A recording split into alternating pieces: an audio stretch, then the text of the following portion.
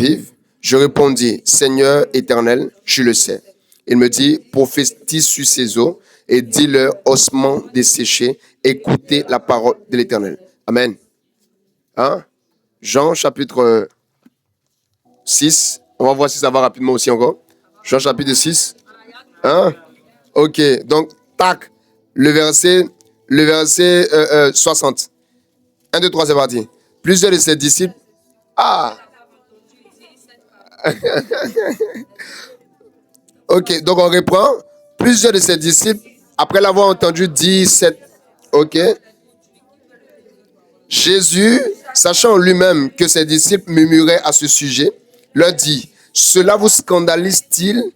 Et si montait où il était auparavant? Verset 63. C'est l'esprit qui vivifie, la chair ne sait de rien. Amen. Ok. Donc, ce qui s'est passé hier, assieds-toi. Diminue un peu la mélodie. C'est bon? Quand on diminue comme ça, ils peuvent diminuer, non? Voilà, ça me fatigue un peu. Amen. Alors, je ne sais pas si je commence à ne plus être prophète, je ne sais pas. Mais trop de mélodies, souvent, là, ça me perturbe. Amen. Je ne sais pas si quand vous priez, est-ce qu'il y en a ici qui doivent prier, doivent forcément mettre mélodie? Il y a son client. Il y a des gens, tant qu'il n'y a pas de mélodie, ils ne peuvent pas prier. Tu vois, souvent, moi, j'ai besoin de calme, j'ai besoin de silence. Quand il y a un petit bruit, même, ça me gêne. Et c'est dans quand je dois enseigner, puis il y a trop de mélodies comme ça me dérange un peu. Amen. Ok.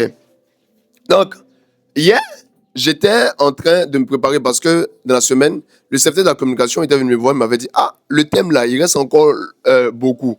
Je dis, il n'a pas encore commencé. Je suis dans les introductions. Actuellement, j'aime pas encore parler du concept royaume même et tout ça. Je ne suis pas encore vraiment entré. J'avais commencé à parler des règles de notre royaume en parlant du premier principe, le plus grand. C'est quoi? Le roi. Tu vois, j'ai dit la personne la plus importante du royaume, c'est le roi. Et après, je devais venir sur le jour du Seigneur, briser certaines forteresses dans l'esprit des gens et tout ça. Et après, je me suis ravisé. J'ai commencé à parler de d'autres points. Amen. Donc, je devais revenir dessus, parler de ce concept-là, parler des différentes limites. Et puis, quelque chose d'autre est arrivé. Et j'étais obligé de parler du Saint-Esprit là-bas, alors que lui, il était un peu plus loin, mais je suis revenu et tout. Donc, je le disais, j'aime pas recommencer. Parce que il faut que je prenne vraiment le temps de parler de ces quelques points-là pour pouvoir avancer. Et le dimanche passé, le Seigneur m'avait dit de revenir ici quelque chose par rapport à la vision, comment le royaume venait. Je vous ai expliqué que si le royaume ne trouve pas quelqu'un qui a la vision correspondante, le royaume n'amènera pas la provision. Voilà, donc l'évolution de Dieu sur la terre dépend de la vision du royaume que les fils de Dieu sur la terre arrivent à capter. Donc quelqu'un qui a une petite vision, cette personne sera limitée. Amen. Et je vous ai dit en fait que le ciel ne finance pas les petits projets. J'ai vu ma fille Léla qui a mis en statut, le ciel ne finance pas les petits projets. Hein? Mais elle m'a pas encore parlé de son grand projet. Tu vois, normalement, quand tu as entendu que le ciel ne finance pas les petits projets, cette semaine-là, certaines personnes devaient avoir la révalorisation de leur vision. Ils devaient voir vraiment, moi-même là, mon projet, il est petit ou bien il est grand. Mais d'autres sont restés là comme ça. C'est pourquoi ils n'ont pas progressé. Ils sont restés la semaine passée là-bas. Ton projet à quel niveau? Hein? Après avoir entendu le témoignage de Délon, là, ton projet à quel niveau? C'est toujours le même projet là? D'avoir au moins 300 000 par mois et puis t'arrêter là. Il y a quelque chose qui ne va pas dans ton esprit. Amen. Donc hier, je venais poursuivre, parce que la semaine dernière, pour ceux qui ont suivi, je vous ai dit, c'était même pas là mon point. Je devais aller plus loin et puis dire quelque chose. Donc aujourd'hui, durant toute la semaine, je m'étais préparé pour ça. Donc je n'ai pas vraiment même gratté parce que j'avais déjà le message depuis longtemps. Et hier, à 1h, 2h du matin, le Seigneur m'a dit, lève-toi, j'ai quelque chose à te dire. Tu vois?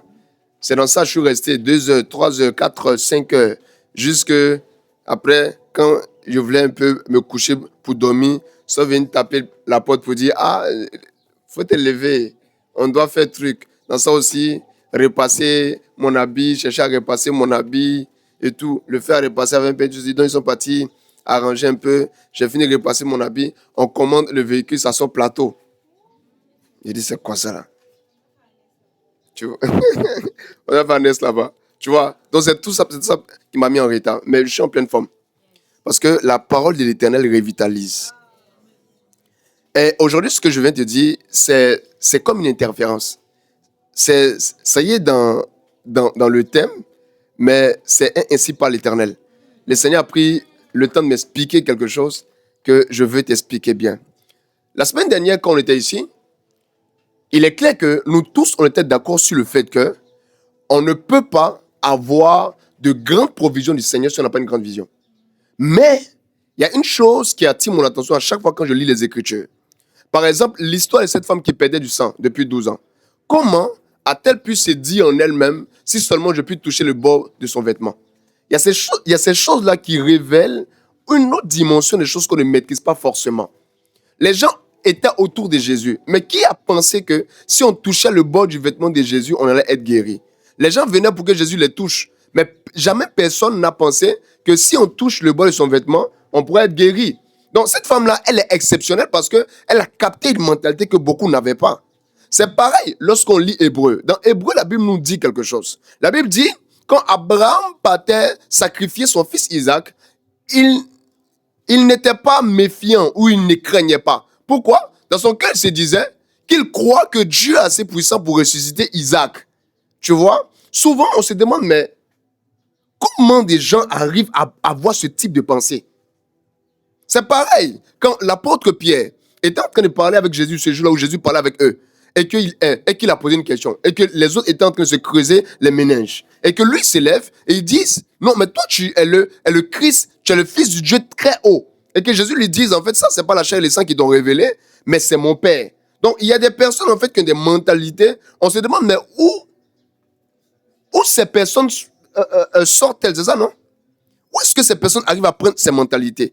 Tu vois? Et si Jésus dit, ce n'est ni la chair et le sang, ça veut dire, humainement parlant, quelqu'un ne peut pas avoir de telle manière de penser. On prend des exemples simples. Comment les gens aujourd'hui arrivent à croire ou arrivent à penser que Jésus n'est pas la solution? Comment des gens peuvent penser que rester à la maison dimanche, laver les habits ou ne pas venir à l'église, c'est normal? Tu vois? Ou comment les gens arrivent à croire que la drogue est meilleure que l'église ou l'homosexualité est meilleure que le fait d'avoir un usage normal de l'homme? J'arrive pas à comprendre. Tu vois? Donc, il y a des types de mentalités, en fait, qu'un homme ordinaire ne peut pas avoir. Tu vois? Et si quelqu'un n'a pas accès à des dimensions plus élevées, quelqu'un peut être à côté de Jésus et échouer. Donc, souvent, le problème, c'est même pas histoire de « je veux me forcer à avoir une vision ». Souvent, le problème, c'est qu'est-ce qui arrive à être impulsé en toi? On est tous ici. Beaucoup ont la vision de ce qu'on est en train de faire. Beaucoup savent exactement où on va. Mais comment se fait-il que d'autres n'arrivent pas à voir? Donc, il n'y a pas qu'un travail extérieur. Il y a aussi un travail intérieur.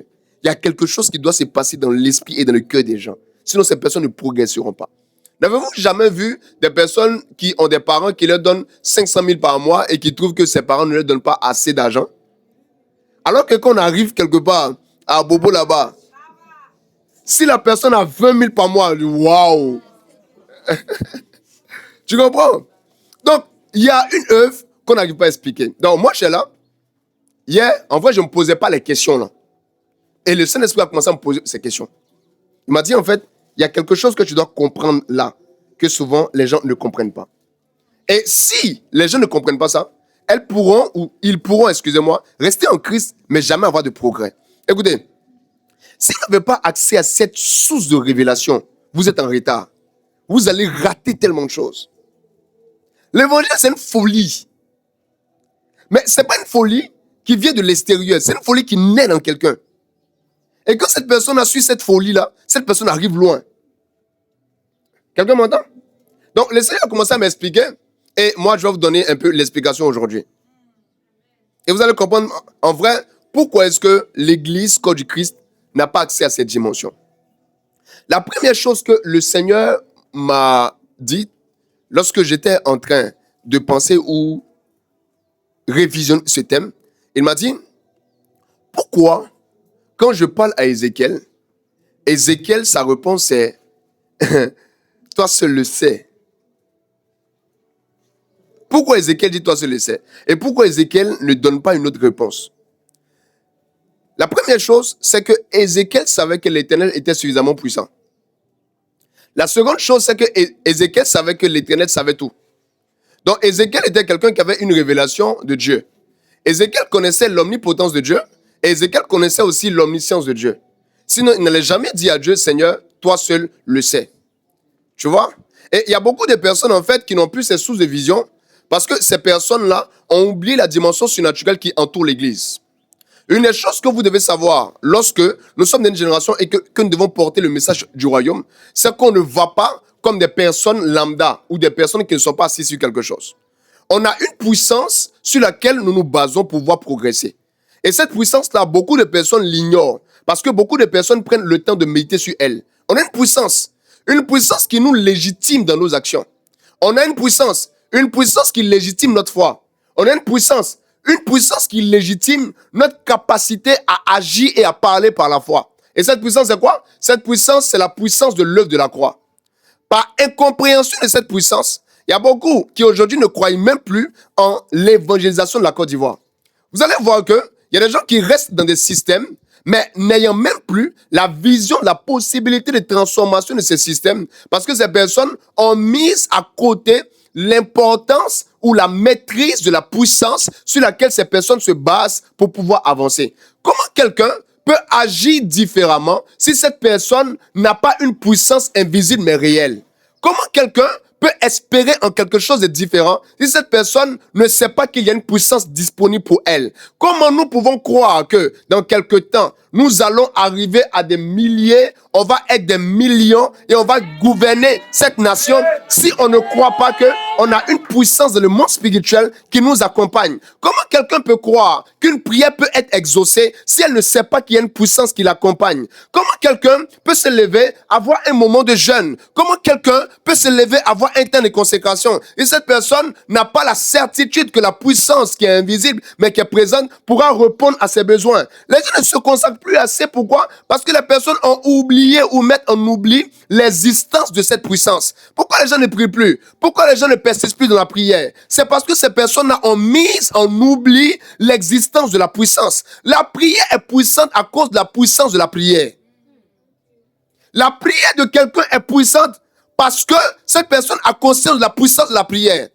Est-ce que la puissance de la prière est encore consciente ou est encore présente dans la conscience des gens qui sont en train de prier? Celui qui prie sans la conscience de la puissance que libère la puissance de la prière ne pourra pas avoir l'exaucement de la prière. Des gens peuvent faire des fils, aller chez des marabouts et des féticheurs, attendre leur tour. Pourquoi? Parce que ces personnes-là croient que le féticheur peut régler la situation. Mais comment est-ce que l'Église s'est trouvée dans cette phase où on a l'impression que les gens ne sont plus motivés? Les gens n'ont plus de ferveur, les gens n'ont plus de zèle, les gens n'ont plus d'engouement. La raison est simple. Est-ce que ces personnes croient encore que leur présence à l'église transformera leur vie dans la société? C'est la question. Et pourquoi est-ce que c'est comme ça? Les gens ont mis en oubli la puissance qui se trouve en Christ. Il y a une puissance. Ta destinée n'est pas en guillemets, elle est sur de bons rails. Pourquoi? Il y a une puissance. Le lendemain sera certainement merveilleux. Pourquoi? Il y a une puissance. L'Éternel marche avec toi tous les jours. Pourquoi? Il y a une puissance qu'il t'a donnée. Mais est-ce que tu crois que cette puissance agit encore en toi? Abraham savait qu'il y avait une puissance. Il savait qu'il y avait un éternel. C'est pourquoi il a marché fidèlement durant 25 ans. Quand vous voyez des personnes commencer à ne plus être patients, c'est parce que ces personnes oublient qu'il y a une puissance qui agit.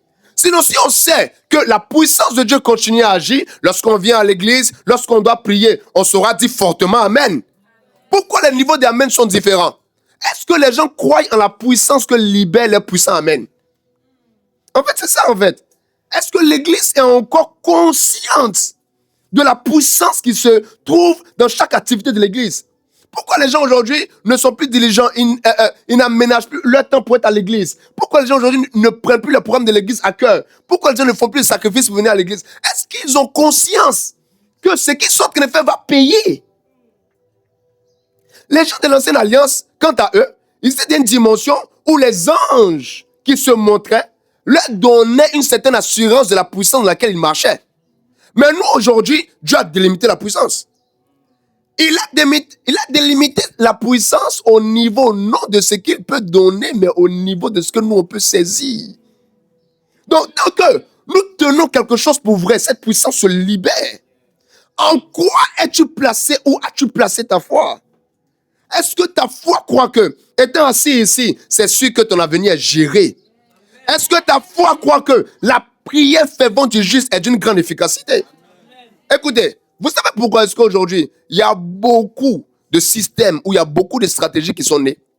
Les stratégies ne sont pas nées, les stratégies d'évaluation ou des églises ne sont pas nées toujours parce que les pasteurs cherchaient des stratégies. Hein.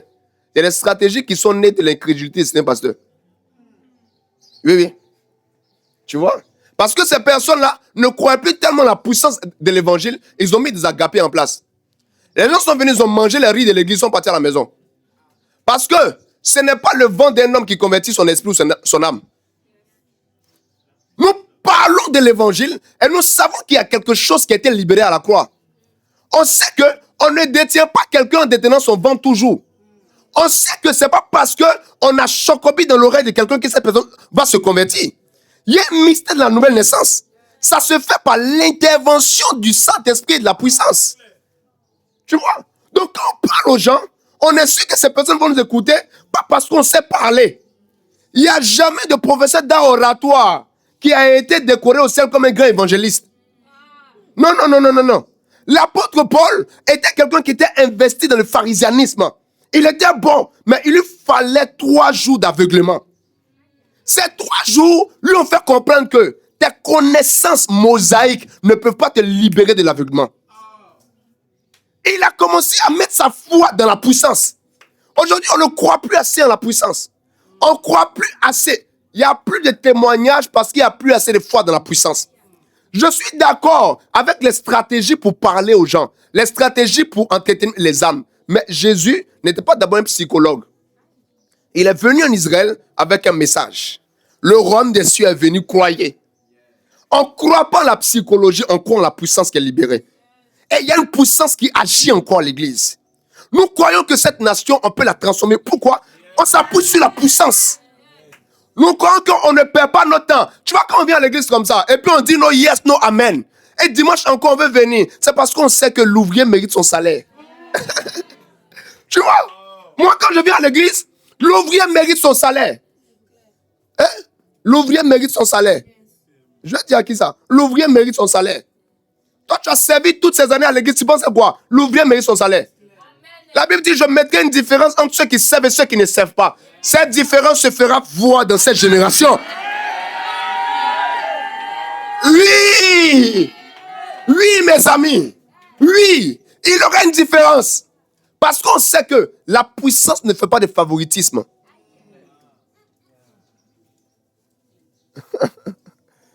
La puissance de Dieu n'est pas guidée par son amour.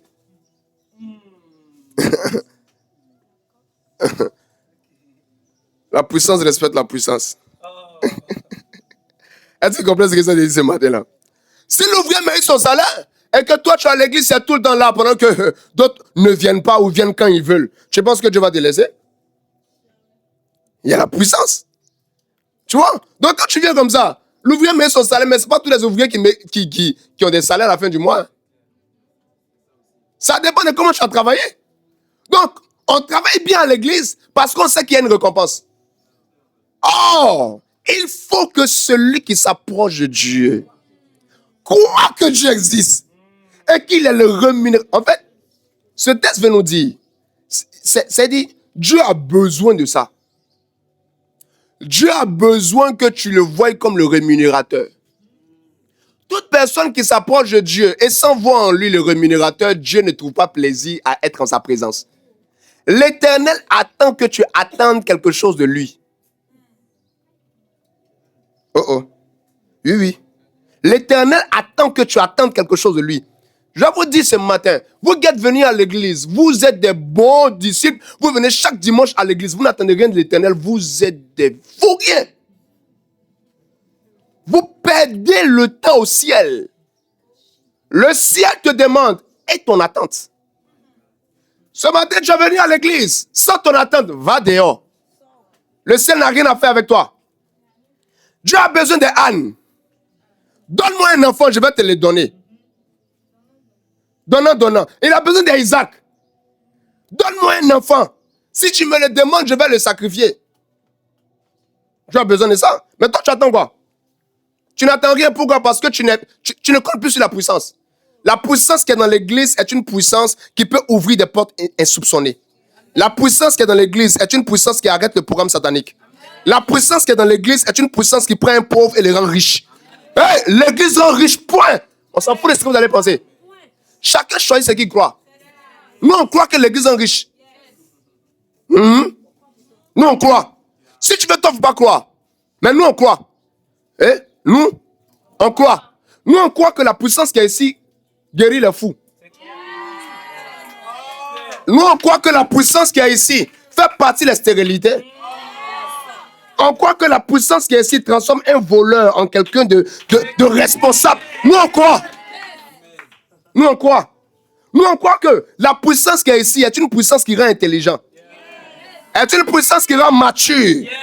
Est une puissance qui rend mûr. Est une puissance qui rend sage. Si vous ne savez pas quoi faire de vos enfants qui sont dans les complications, emmenez-les à l'église. Nous, on croit que la puissance peut les transformer. Ce que les maisons ou les culs de désintox n'ont pas pu faire, nous, on peut le faire. On peut injecter dans l'âme de quelqu'un les dégoûts de la substance qu'il est en train de consommer. Le diable sait. Pourquoi le diable maintient les gens hors de l'église? Parce qu'il sait qu'à l'église, il y a une puissance. Et nous, on décide d'ajouter foi à cette puissance. Hein? N'acceptez pas de rester là sans que dans votre tête, il y ait une petite conscience de la puissance là. N'acceptez pas ça. Tu vois? Un des signes pour voir que tu es en bonne santé, c'est que ce matin, tu as trop rêvé. C'est un des signes. Un des signes que tu es en bonne santé spirituelle, c'est que tu t'es imaginé ce matin et t'ont dit que toi, tu es l'homme le plus loin de la terre. Un des signes que tu es en bonne santé, c'est que ce matin, tu as été dérangé par le véhicule que tu as pris. Un des signes que tu es en bonne santé, mon ami, c'est que quand tu marchais dans la boue, tu disais, mais c'est quoi ça? C'est que yango ça. Un des signes que tu es en bonne santé, c'est que tu as chaud. Il ne comprend pas ce que je veux dire. Un des signes que tu es en bonne santé, c'est que ta situation familiale te dérange. Un des signes que tu es en bonne santé, c'est que tu as regardé ton web, tu dis, mais c'est quel visa? C'est quel visa? C'est quoi ça là?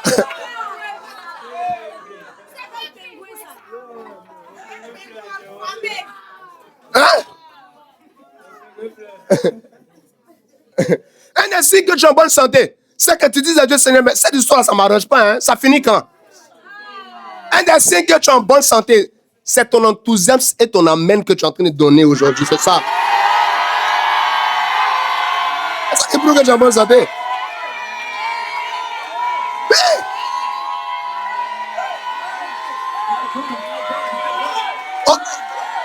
On doit, écoute-moi,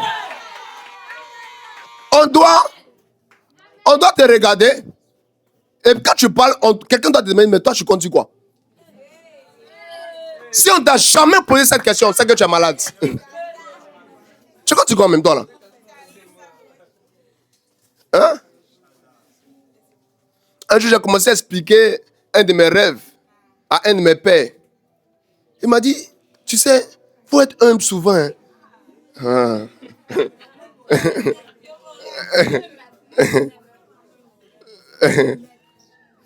Aïe. Et c'est en bonne santé. Tu vois, je crois en la puissance de l'évangile. Je crois en la puissance qui fait germer. Tu vois, tout à l'heure, il y a quelque chose qui s'est passé pendant que je suis en train de prier pour la dîme. Déjà, même je priais, mais j'avais dans ma tête que j'étais un mauvais leader. D'abord, donc, je devais d'abord demander pardon aux gens. C'est très important. Si toi, tu as l'impression que quand tu fais quelque chose de mauvais, tu ne sais pas demander pardon, fais attention. Le Satan t'a déjà eu. Oui, le Satan même. Donc, j'avais dans ma tête que je suis un mauvais leader. Je devais demander pardon pour être libéré du fardeau. Parce que là, je n'ai pas seulement péché contre l'Éternel, j'ai péché contre toi aussi. Oui. Moi, je me dois d'être un modèle dans ce que je fais. Amen. Donc, vu que je n'ai pas encore demandé pardon, au départ, je voulais demander pardon, mais je vois Phil. Ils sont arrêtés, on doit prier. Donc, quand elle vient de demander pardon, tu vois, mon esprit s'est libéré. Donc, pendant qu'elle était là, Le Seigneur me parlait, il me disait un truc là, mais je ne peux pas dire parce que je ne me sentais pas légitime de te parler comme ça. Oui, le Seigneur m'a dit, ne cherchez pas d'arbre dans ce que je vous donne. Ça veut dire, quand il te donne, Dieu, dans sa manière de faire, il te promet une nation, mais il te donne un fils.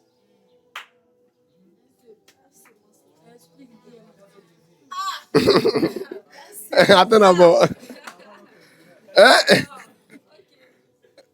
Dites-moi autant d'Abraham et la nation que Dieu lui avait promis. Hein? C'était où ça? Abraham est mort sans nation. Est-ce que Dieu a menti? Parce que Dieu lui avait donné la nation. C'était qui? Isaac. Le point avec vous, c'est que quand vous apportez, quand vous respectez l'alliance, quand vous venez à l'église, et puis on dit on va prier, puis on dit on t'est béni. Toi, tu cherches beaucoup. Alors que beaucoup, là, c'est dans petit, là. Hein? C'est des temps. Il y a des gens qui sont assis ici avec leurs sémences. Santé pourri un peu. Parce que vous passez tout le temps à attendre un Jésus qui va descendre grand. Dieu ne fait pas ça. Il a appris de son expérience avec Adam. Il fait ça petit.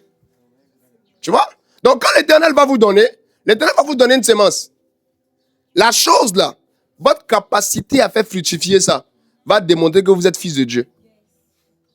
L'Éternel ne nous donne pas des choses parce que nous sommes fils. Il nous donne pour qu'on montre qu'on est fils. Tu vois? Il a fini de créer Adam. Quand il a fini de le former, il l'emmène pour voir comment il va l'appeler. Souvent, Dieu regarde si tu as vraiment reçu son esprit.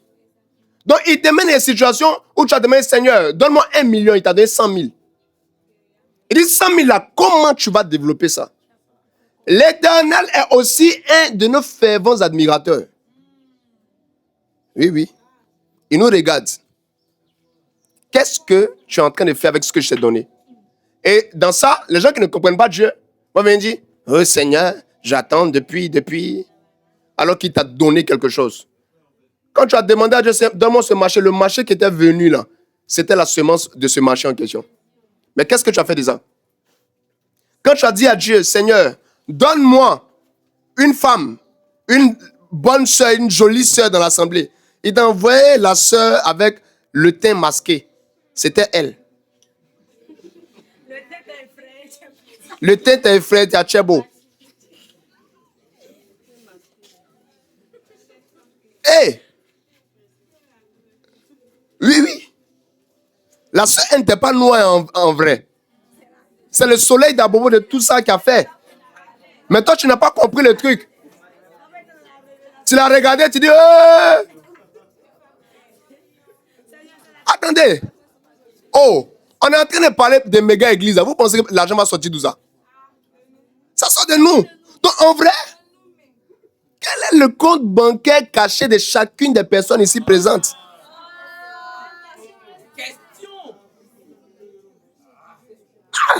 C'est la question. Maintenant, vous ne savez pas que l'Éternel envoie les choses comme sémence. Nous dit, regarde maintenant. C'est quand, tu vois, actuellement avec le témoignage de Delors qu'elle a donné la fois dernière là. Tout le monde, berger Delors, ou bien responsable Delors, tu vois, c'est maintenant que j'ai une causerie, alors qu'avant.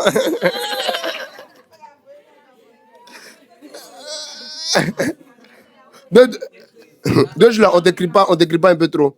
On décrit beaucoup, non? Alors que, avant là, c'est pas ce qui était là. C'est eux qui vont bénéficier. Tu vois le truc, non? Donc là, faut pas chercher ton arbre. Faut chercher ta sémence quelque part. Cette parole est profonde. Hein? Vous ne comprenez pas. Quand Céleste, elle va péter dans ces trucs, ou bien quand les ministres vont péter dans les trucs, elle va dire, elle en connaît, elle tire une photo. Elle va dire, non, il n'y a pas le temps, je dois faire ça. Alors, tu vois, pourtant tu n'as pas reconnu. Vous les filles, qu'est-ce que non. Les hommes de la maison, ils sont pas trop, hein? Ils sont pas ngwangbo.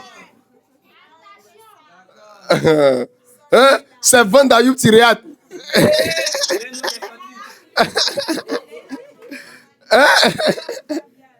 Non, mais c'est sérieux. Hey, Baya. Abba Jojo. Hey. C'est pourquoi moi, j'ai jamais négligé quelqu'un qui vient. Parce que le plus important, c'est pas l'habit. Quand ça a pété. Vous savez pourquoi est-ce que aujourd'hui j'ai autant de fils et de filles fidèles à l'église? Quand on était un peu plus jeunes, les autres choisissaient les grands. Moi, je prenais les petits. Oui, oui. Moi, je prenais les petits. Quand il marche, tu entends cuit.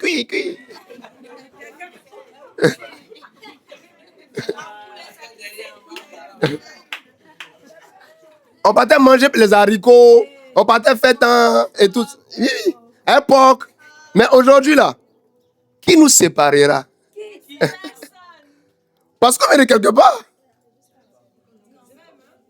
Donc, quand vous apportez vos dîmes à l'église, sachez qu'après la dîme, il y a le fait que vous puissiez prouver à Dieu que vous êtes ses fils. Il va vous apporter des semences. Comment vous les développez? La foi n'exclut pas le travail. Parce que le travail atteste que tu es vraiment fils de Dieu. Dieu a travaillé. Donc, quand Dieu même te donne quelque chose, à toi de travailler. Amen. Est-ce que Dieu ne peut pas venir nous donner une église en même temps que vous? On est 200 millions. Non. Il peut. Mais il ne le fera pas. Parce qu'il donne sémence. On doit expliquer. Au départ qu'on a commencé, il y avait une caméra. La caméra, ça fond la même là, c'était bizarre. Après, on est venu ici. Ça rend l'histoire chic. Donc, n'attendez pas qu'un ange vienne vous donner les 10 millions que vous cherchez. Vous avez combien actuellement? Parce que dans 1000 francs, il y a 1 milliard. Dans 1000 francs, il y a 100 milliards. Dans 1000 francs, il y a 1000 milliards. Dans 1000 francs. Donc, les personnes qui sont toutes en train de pleurer, oh non, c'est parce que vous ne comprenez pas cette manière de faire de Dieu. Dans ta petite foi, il y a une grande foi. Mais est-ce que tu la travailles? Parenthèse fermée, on revient sur nos trucs.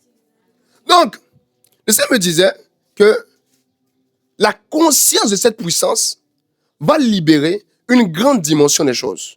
Et que si on éloigne la puissance de l'Église, on éloigne le message de Christ de l'Église. Ce n'est pas parce qu'on a un rassemblement où il y a quelqu'un qui prêche ou qui enseigne qu'on est une église. Hein? C'est faux. On peut être un rassemblement, hein? Et en même temps, on peut être aussi une synagogue.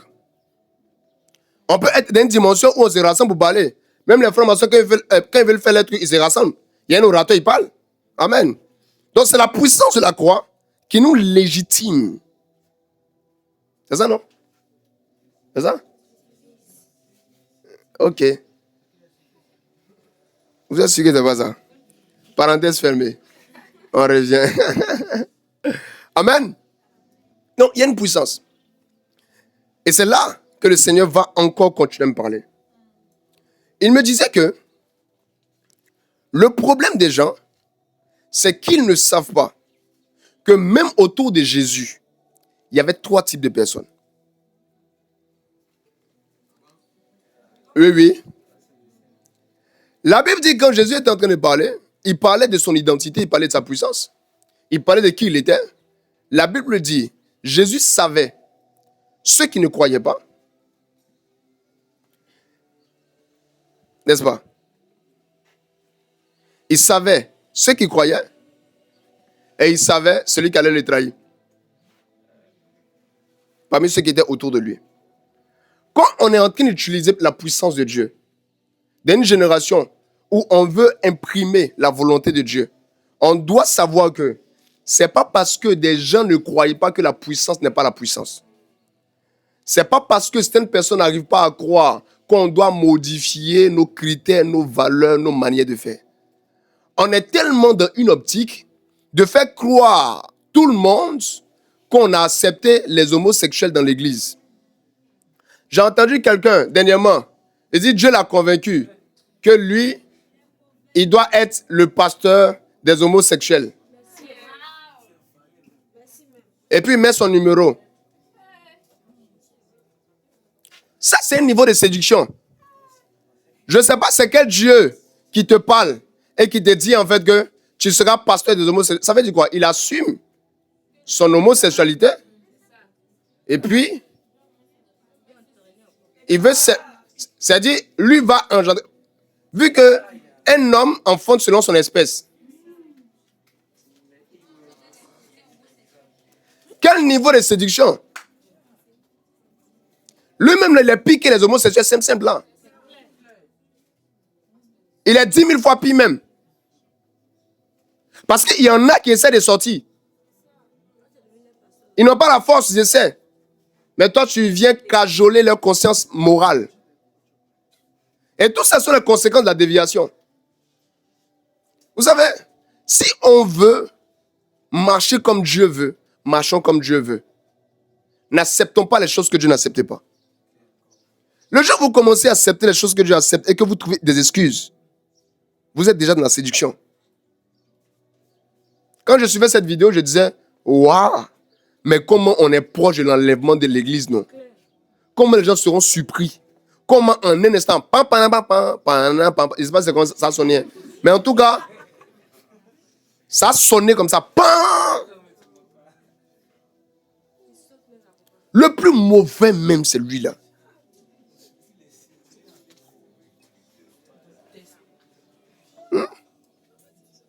Les plus mauvais là même, c'est eux. Aïe! Pasteur PD. PDA. Et il va dire, recevez. Eux aussi.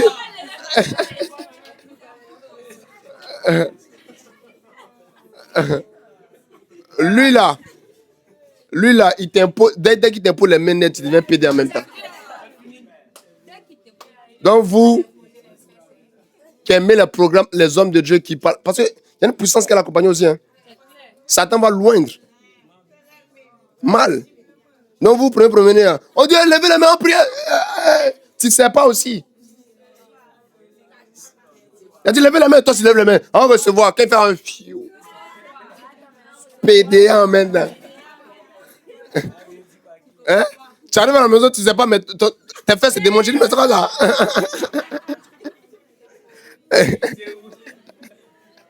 C'est quoi ça? Tu vois maintenant, Bethel, tu avales ta salive. C'est quoi ça?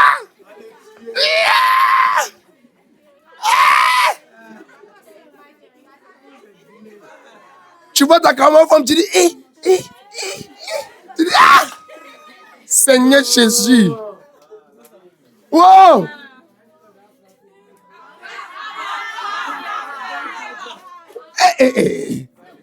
Oh! Hey! C'est quoi ça?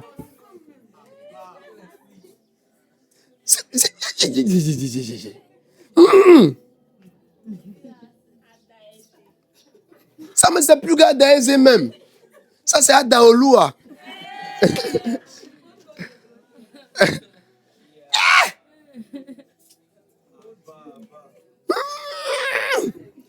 J'essaie même de passer à autre chose dans ma tête. Ça.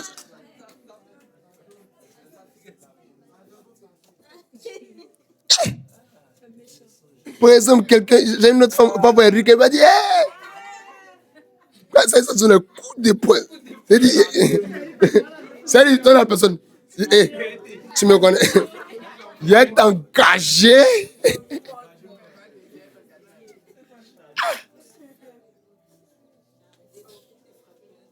Je suis contre. Oui, il m'en fout. Non, ça, je suis contre. Bien même. Voilà. Je la fais. Si vous voulez, même, il m'en fout. D'ailleurs, même quelqu'un qui t'aime, c'est bizarre.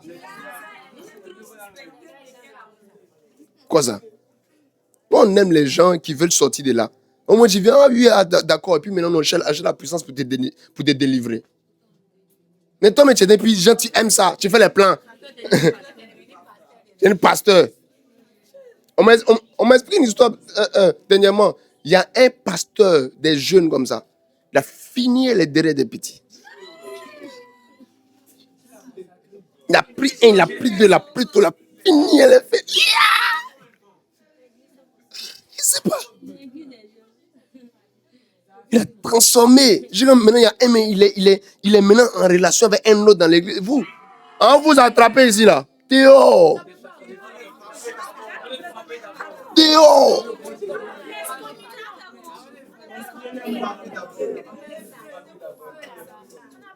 Hein? C'est dit même à la limite. J'ai dit non. Ils sont en train de faire que maintenant, même là. Même quand deux personnes tombent dans l'impudicité, mais on dit au moins. C'est dit, on dit, ouais. On peut espérer au moins. Maintenant, on me préciser, quand vous dites que vous êtes tombé dans l'impudicité, il y a des mecs qui.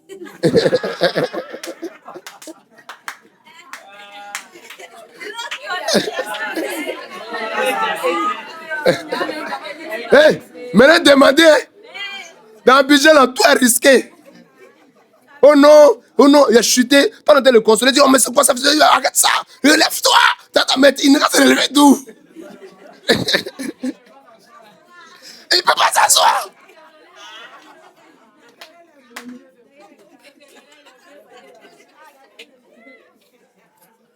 Ils sont démêlés, mon enseignement. C'est quoi ça? Ouais. Demandez. Hein. Je suis sérieux. Le jour, on dit, oh non, j'ai une chute. Dites-moi, avec qui? Femme ou bien garçon? Maintenant, si la personne ne sait pas son visage, si la personne ne sait pas son visage, il y a lui là. Garçon comment? Voilà. Quelqu'un comme ça, il est en bonne santé. Mais s'il dit, non, en fait.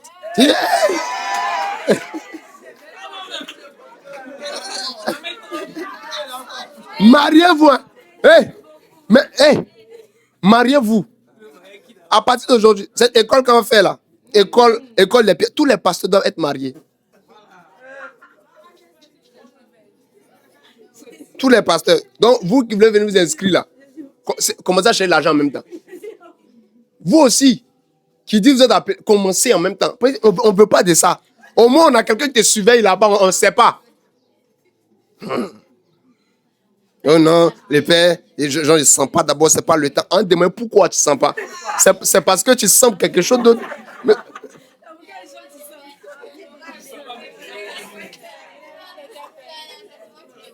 Hein?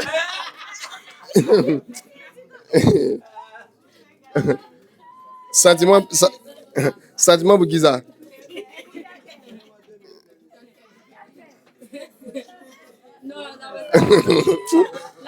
Si tu veux là, il faut avoir des sentiments pour Michela, des sentiments pour ça.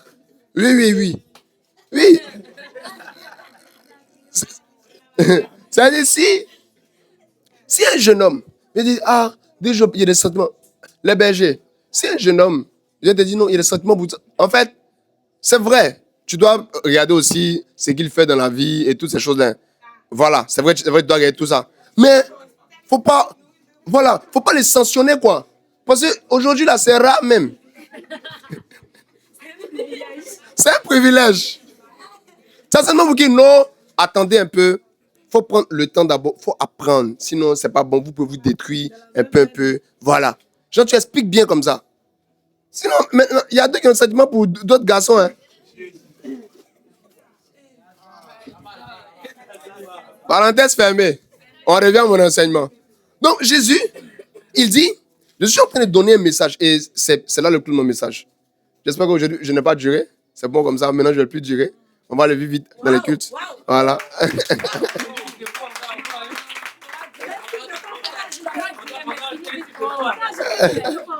Amen. Donc, Jésus dit, même si les gens ne croient pas, je n'ai pas besoin de modifier ce que je dis.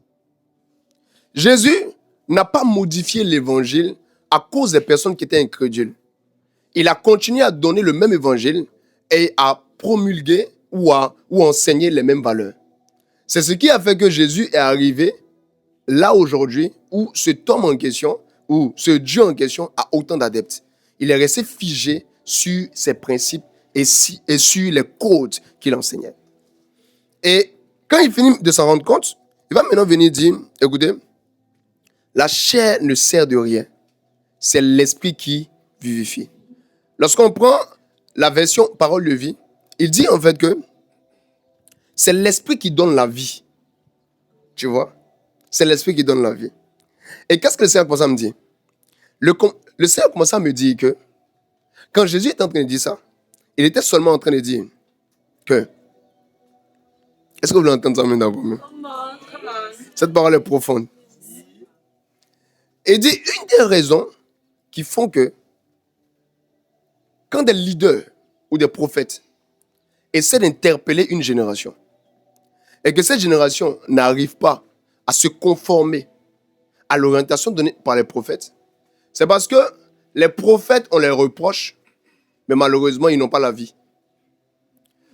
Ce qui transforme les gens auxquels vous parlez, ce n'est pas les reproches, mais c'est l'esprit qui donne le type de vie correspondant au message que vous donnez à ces personnes. C'est ainsi que quand des gens se mettent au niveau des chairs pour parler des gens, pour dire beaucoup de choses, oh non, vous faites ça, vous êtes comme ça, vous êtes comme ça, vous êtes comme ça, ils peuvent partir avec une bonne intention, mais ne jamais produire la transformation. Parce qu'ils n'ont pas l'esprit qu'il faut pour donner la vie qu'il faut aux personnes auxquelles ils sont en train de parler. Que ce soit dans les bergeries, que ce soit au niveau des pères de l'église, que ce soit au niveau de la génération. Souvent, vous avez entendu des personnes réprimander d'autres personnes, ou des jeunes, même pasteurs, ou des leaders, qui se permettent d'avoir un langage. Dans le fond, tu écoutes, j'ai l'impression que c'est la vérité. Mais on a l'impression que le Seigneur ne confirme pas ce qu'ils sont en train de dire. Ce n'est pas parce qu'ils ne disent pas vrai, excusez-moi. Mais c'est seulement parce qu'ils n'ont pas compris que c'est l'esprit caché derrière ce que tu dis qui donne la vie, caché derrière ce que tu dis aux personnes qui sont en train d'écouter ce que tu es en train de dire. Vous comprenez? Donc, si on se met seulement dans une dimension où on veut parler aux gens, dire des choses aux gens parce qu'on se croit père, ou dire des choses aux gens parce qu'on dit non, on est leader, on est établi, sans toutefois avoir l'esprit en question, on vient compliquer encore la tâche parce que ces personnes vont entendre, mais ces personnes ne vont pas changer. Vous comprenez? Notre génération n'a pas que besoin de personnes qui savent enseigner, mais aussi des personnes qui ont l'esprit et la vie. Jésus dit, les paroles que je vous donne là sont esprit et vie. Tu vois? Donc c'est sûr que, en ce qui moi me concerne, il y aura des personnes qui vont croire. Même si vous ne croyez pas, ces paroles sont esprit et vie. Ça produit quelque chose demain. Tu vois? Mais combien d'entre nous aujourd'hui, dans notre génération, on marche avec esprit et vie? Quelqu'un ne comprend pas? Qui comprend? Ils sont un.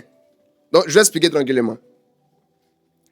Si je viens, je dis à Rebecca, bon, je ne sais pas ce que je vais faire, mais bon, Rebecca, voilà.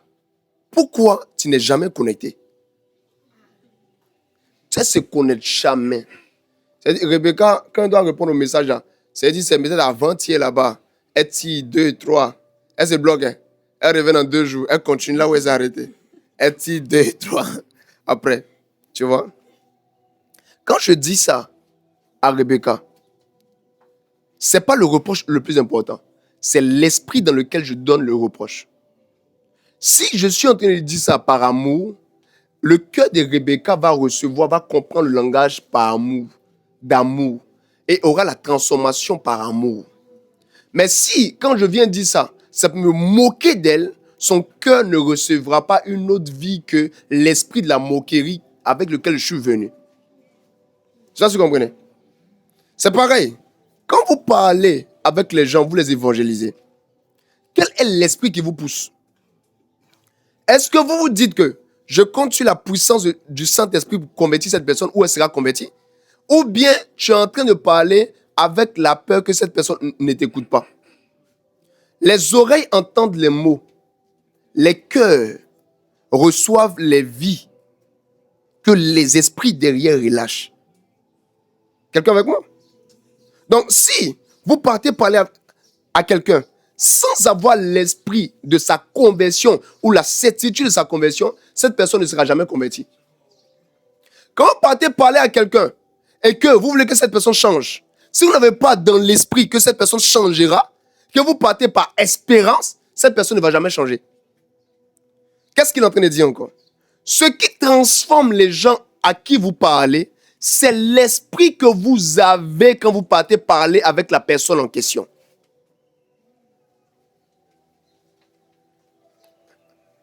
Quelqu'un est-il avec moi? Si je parle à quelqu'un avec le sentiment que cette personne ne changera jamais, même si je lui parle avec toute mon énergie, cette personne ne changera jamais. Vous suivez un peu? Si un responsable parle à un de ses membres avec la mentalité que c'est comme ça il est, et qu'il... Réglez vos problèmes là. Avec la mentalité que c'est comme ça qu'il est, et que cette personne ne changera pas, elle ne changera pas. Parce qu'en le faisant, tu lui transmets l'esprit ou l'état d'esprit dans lequel tu viens vers lui. Tu suis un peu? C'est comme ça que ça fonctionne. Pas autre chose. C'est pourquoi l'esprit doit précéder l'action. Avant que vous alliez quelque part, vous devez d'abord fixer l'esprit en question et venir. Par exemple, je prends un exemple encore simple. Vous tous qui êtes ici, qui est venu avec la mentalité de aujourd'hui est un dimanche de plus, mais ce n'est pas un dimanche en plus.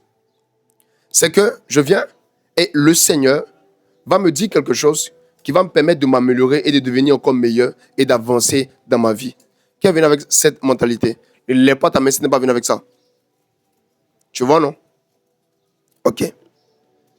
Voilà ce qui se passe. Tout ce que je dis là, je le reçois selon le filtre de cet esprit. C'est pour ça que tu progresses. Maintenant, toute personne qui vient avec un autre type d'esprit, peu importe, cette personne n'aura pas ce type de vie. C'est pourquoi venir à l'église lessivé, c'est une religion. Mais venir à l'église motivé, c'est un appel à la transformation.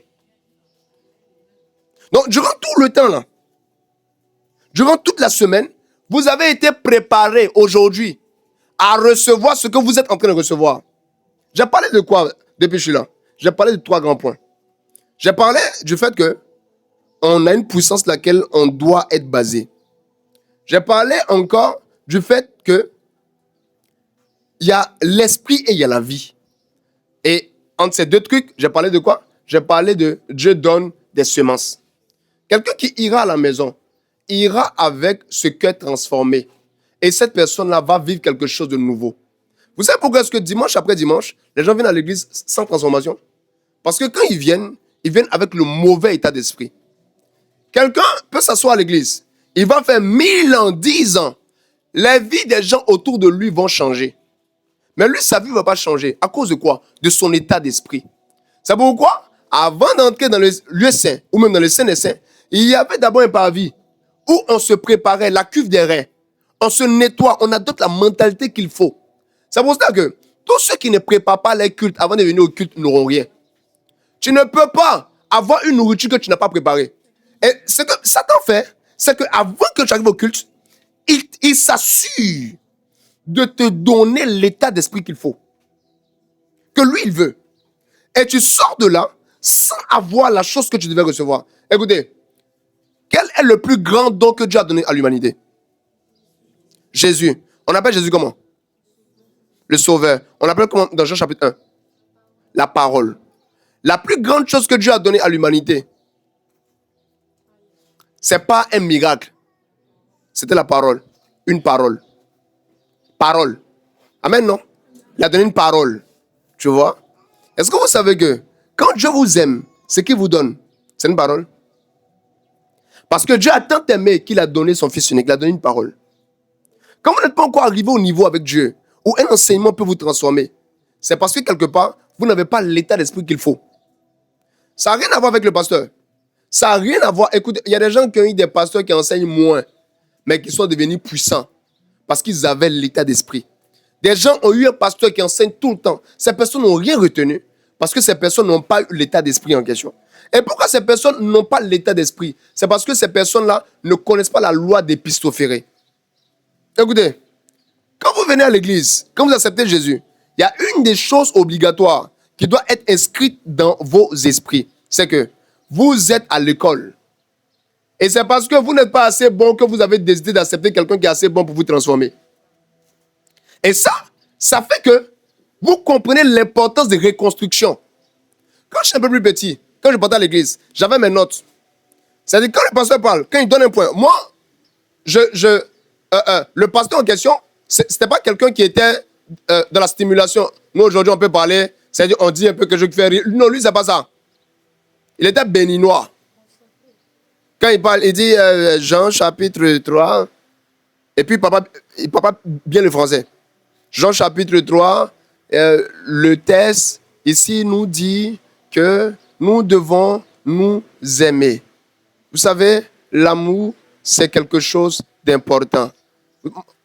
Mon frère, mon ami, si tu n'aimes pas ton frère que tu vois, tu ne peux pas aimer Dieu que tu ne vois pas. Les sœurs qui sont à l'église ici, qui partaient, vous critiquez les gens, c'est pas bon, on doit s'aimer.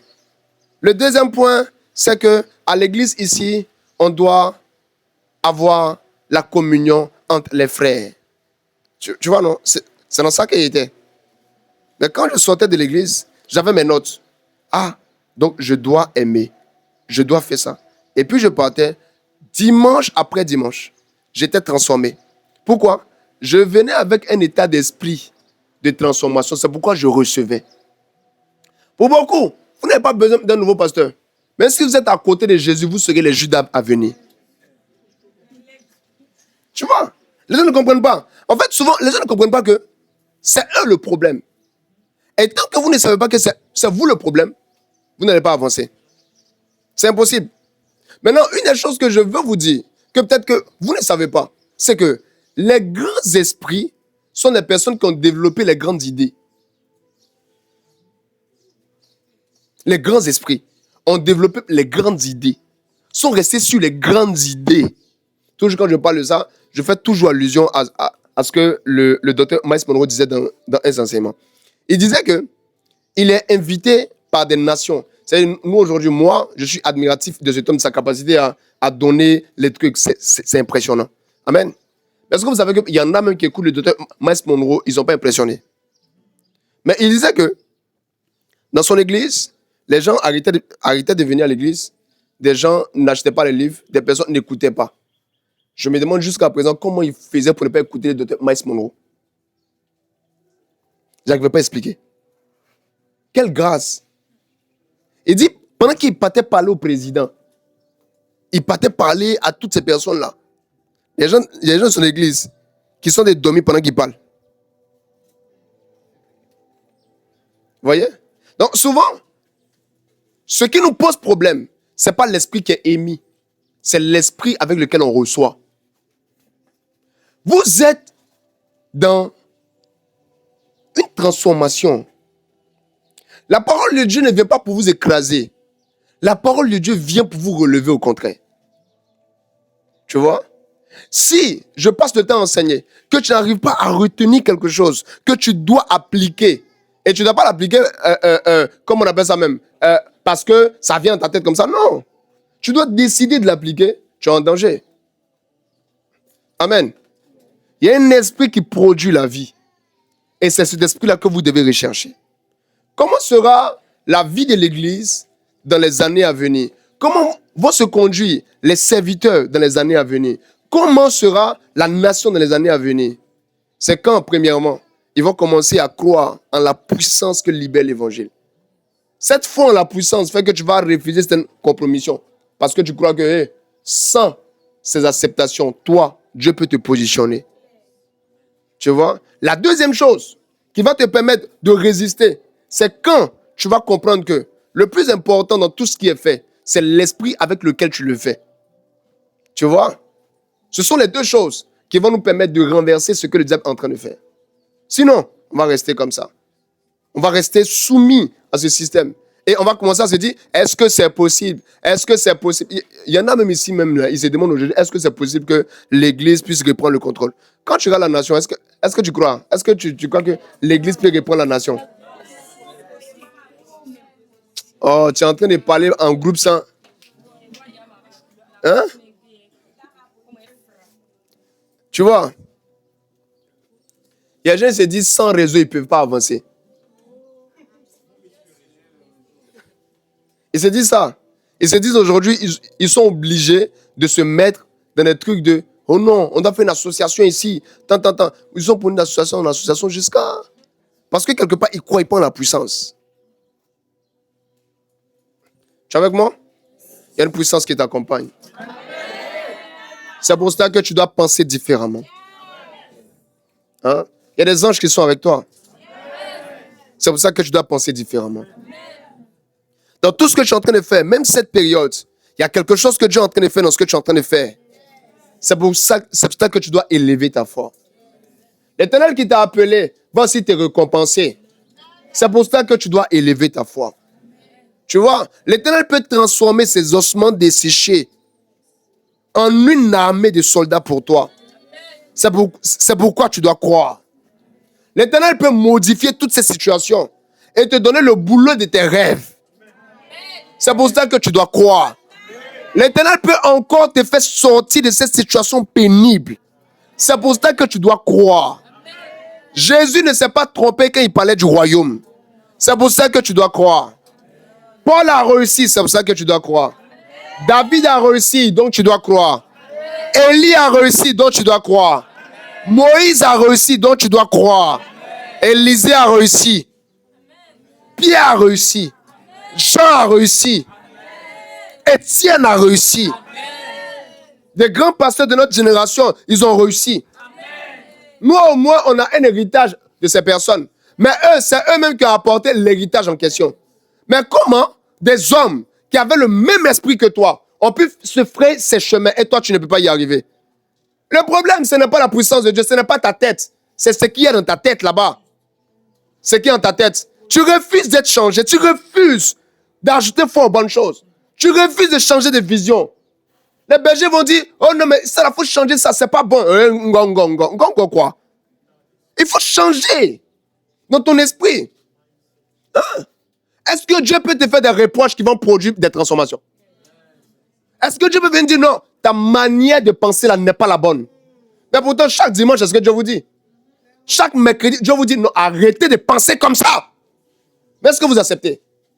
Non, beaucoup n'acceptent pas. Beaucoup ne reçoivent pas les mises à jour du ciel. Beaucoup ne reçoivent pas. Ils restent encore dans un état légumineux. Ils sont dans un état, non, non. Tu as un feu.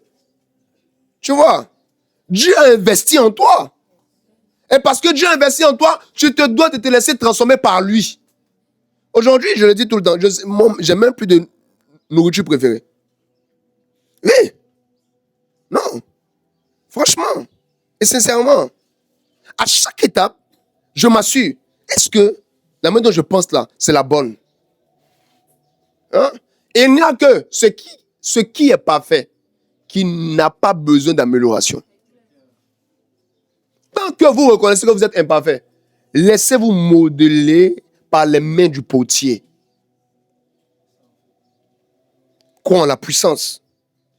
Crois suffisamment que Dieu est en train d'écrire ton histoire. Ce dimanche est là parce que Dieu écrit ton histoire. Hein? Et je crois aussi que l'Éternel est en train d'écrire l'histoire de notre génération. Ça, oui, je crois que l'Éternel est en train d'écrire l'histoire de l'Église de la Côte d'Ivoire. Quand je vois toute cette génération, je vois ces hommes, je vois ces femmes, je vois ces jeunes personnes, je sais qu'il y a une relève. Quelques jours en arrière, le Seigneur me disait que il y a une génération intermédiaire qui est en train de venir. Cette génération intermédiaire est la génération sur laquelle l'Éternel a jeté ses dévolus.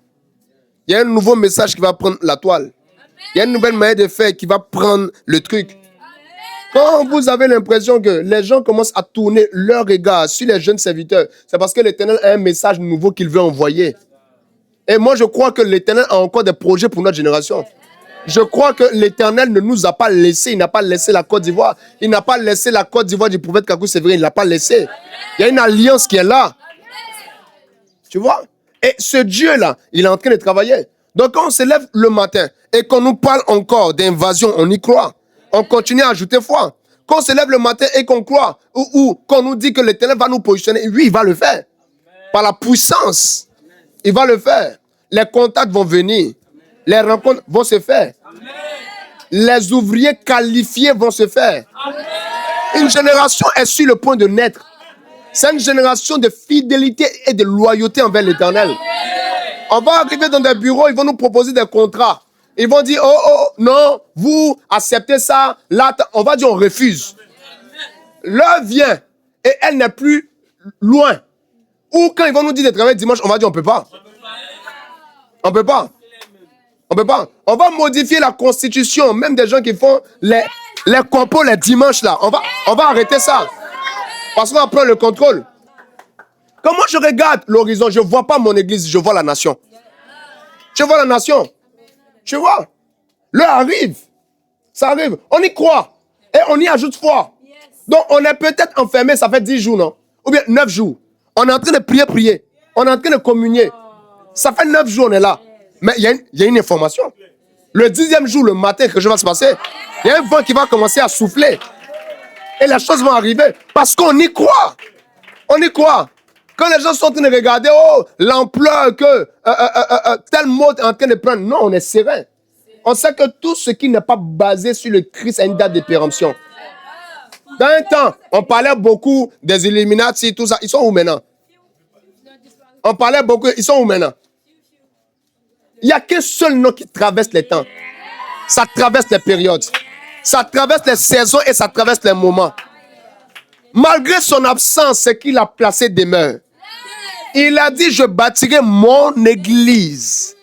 Et les portes du séjour des morts ne prévaudront point contre elle. Dans cette génération, on a eu les couleurs vacances, c'est passé. Les animateurs sont venus sur les chaînes de télé, ils sont passés.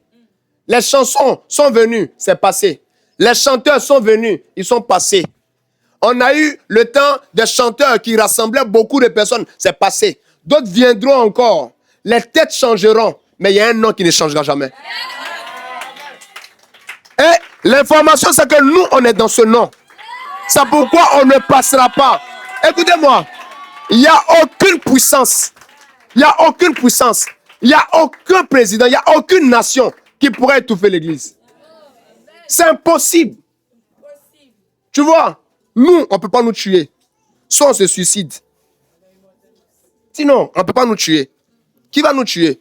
Ils vont faire comment? Il a dit qu'il bâtira son église. Il n'a pas dit les portes de la Côte d'Ivoire. Il n'a pas dit les portes de la France. Il n'a pas dit les portes de ça, non. Il dit les portes du séjour des morts. C'est-à-dire même ceux qui contrôlent même toutes ces personnes-là ne peuvent pas nous éteindre. Ça ne peut pas. Donc quand on se lève le matin, continuez à distiller l'espoir au nom de ce nom. Au nom de Jésus, nous vous annonçons que vos maladies seront guéries.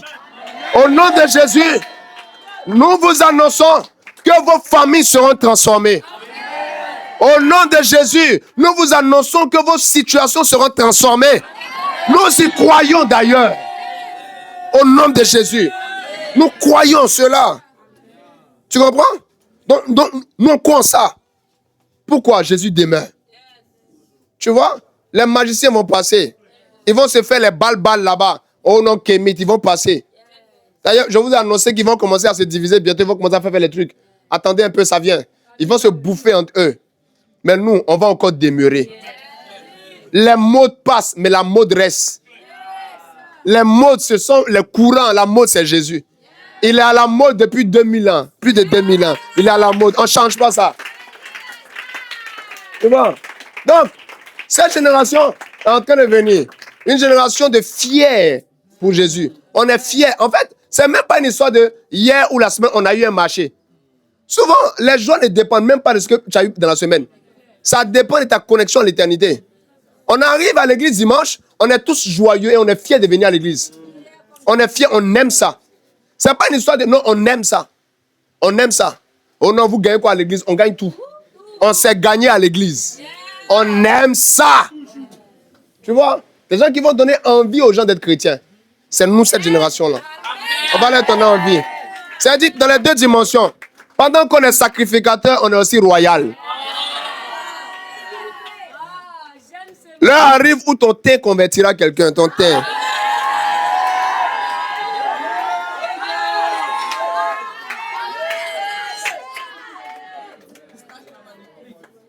Hein? Pourquoi je venais à l'église? Ah, j'ai vu la lumière entrer. Hein? Viens à l'église. Tu vois? Cette saison arrive. Donc, vous qui êtes en train de vivre des périodes désertiques là, non, c'est un temps. C'est un temps, c'est un moment. La période arrive. C'est pourquoi on doit encore s'enraciner. Écoutez, cette génération intermédiaire, elle n'échouera pas. Du moins, pas tant que je suis là. Non, c'est pas possible. Non. On a tout donné pour ça. On s'arrêtera pour rien. On va aller. On va gravir. On va gagner. C'est-à-dire, on a nos membres dans les fumoirs. On a nos membres dans les coins de prostitution. Même parmi les PD, là, on a nos membres là-bas.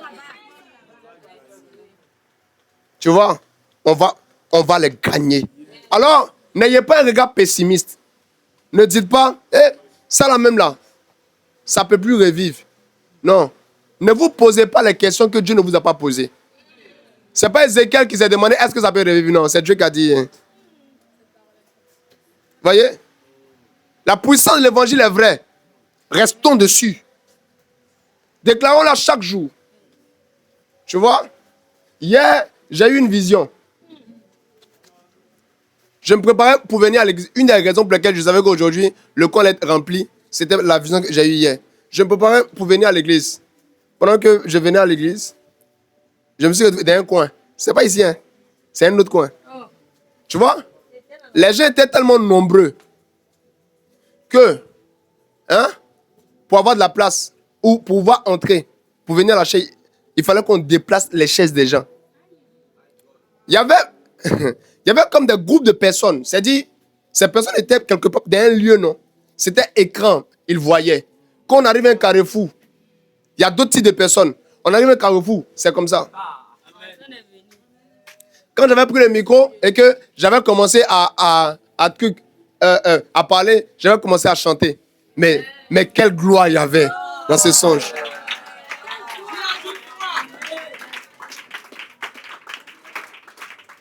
Moi, je ne sais pas comme vous. Hein. Moi, je ne songe pas. Hein. Vous qui avez les 2000 songes là. Moi, c'est pas comme ça. Hein. Moi, je ne songe pas. Les songes, tu fais quoi, et puis ça passe. Moi, je ne fais pas ça. Hein. Moi, chacun de mes songes est une prophétie. Donc, bientôt, on va vivre ça. Hein? Je venais dans les véhicules, je voyais, les gars ont un grand corps comme ça pour le culte. Devant le Seigneur, il n'y a même pas 15 personnes là-bas. Non, mais est-ce qu'eux-mêmes, ils croient? Est-ce qu'ils croient en cette puissance? Moi, je crois en la puissance qui peut renverser l'homme fort de cette zone. On a la vision. Amen. Actuellement, formons-nous un peu. Quand on sortit de là, que je va se passer? Que Dieu te bénisse. Que Dieu te bénisse. Que Dieu te bénisse. Que Dieu te bénisse. Que Dieu te bénisse. Que Dieu te bénisse. Que Dieu te bénisse. Que Dieu te bénisse. Que Dieu te bénisse. Que Dieu te bénisse. Que Dieu te bénisse. Que Dieu te bénisse.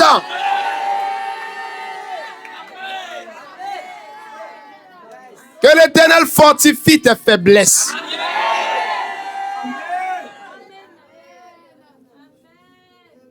Que le ciel t'envoie un signe cette période. Tu n'es pas seul, Dieu avec toi. Tu n'es pas seul, Dieu marche avec toi. Tu n'es pas seul, l'Éternel est avec toi. Il est avec toi. Est-ce que tu le crois? Est-ce que tu le crois? Est-ce que tu le crois? Est-ce que tu le crois? Vous comprenez? Partez puiser à la source intarissable de Dieu cette période. Refusez de puiser même dans vos forces. Partez puiser dans les forces de Jésus. Ceux qui viennent le mercredi savent. En fait, attrapez, saisissez. Ne blaguez pas avec. Saisissez ça. Tu vois? Parce que la foi, la grande foi, on ne l'a pas parce qu'on a attendu. On l'a parce qu'on a, on a retenu quelque chose. Amen. Vous êtes différents. Tu es singulier. Tu es unique. Tu vois? Tu n'as pas une petite destinée du tout. Quel est ton secteur? Quel est ton secteur? Quel est ton secteur? Dis-le dans cette atmosphère. Quel est ton secteur? Hein? Dans ce domaine, tu n'es pas un enfant. Dans ce domaine en question, il y a une huile qui verse sur toi pour la prééminence. Que le Seigneur te marque. Qu'il mette une différence entre toi et quelqu'un qui ne le connaît pas. Que cette période, il y ait vraiment la différence. Je ne suis pas en train de parler pour parler. Hein. Je suis en train d'invoquer des choses sur toi. Tu vois? On demande à Jean-Baptiste pourquoi Jésus est comme ça. Il dit un homme ne peut recevoir que ce qu'il était du ciel. Donc souvent, ton impact visible est la conséquence de ce que tu as reçu dans l'invisible. Tu vois? Même pas souvent, ton impact visible est la conséquence de ce que tu as reçu dans l'invisible. Je déclare sur toi que si ta destinée était liée aux petites choses,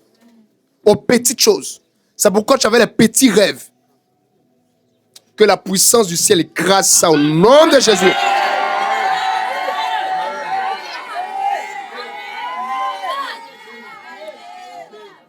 Vous tous ici, vous tous qui êtes ici, vous êtes des rois. La royauté est sur vous. La royauté est sur vous, vous tous.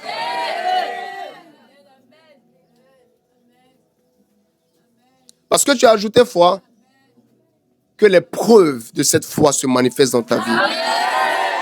Parce que tu as ajouté foi. Donc, écoutez, tous disent Amen, mais je ne sens pas le même niveau de foi dans l'atmosphère.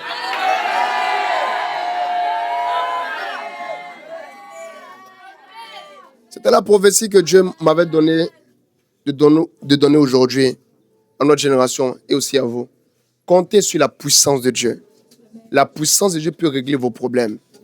Aussi, faites attention quand on est en train de parler, l'état d'esprit dans lequel on vient, l'état d'esprit dans lequel vous venez, ça fait toute la différence.